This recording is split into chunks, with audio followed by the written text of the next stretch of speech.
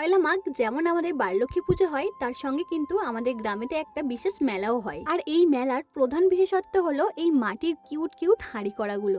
দেখতে কত সুন্দর লাগছে, তাই না? প্রধানত বাচ্চাদের খেলার জন্য এই সমস্ত জিনিসগুলো বিক্রি হয়, কিন্তু বড়রাও কিনে নিয়ে যায় ঘর সাজানোর জন্য। আবার অনেকে তো কালার করেও এগুলো বিক্রি করছিলেন।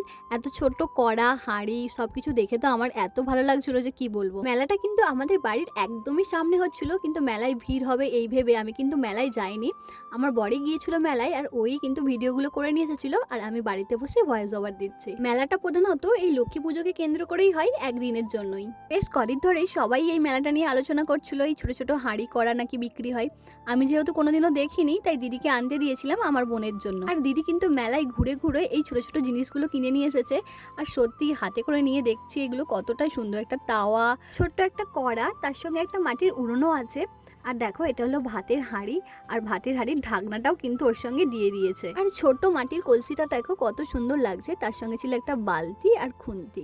মানে সবকিছুই দিদি কিন্তু একটা একটা করে নিয়ে এসেছে। তোমরা কে কে এরকম মেলা দেখেছো সেটা কিন্তু কমেন্টে আমাকে অবশ্যই জানিও। তো চলো, আজকের মতো টাটা, বাই বাই।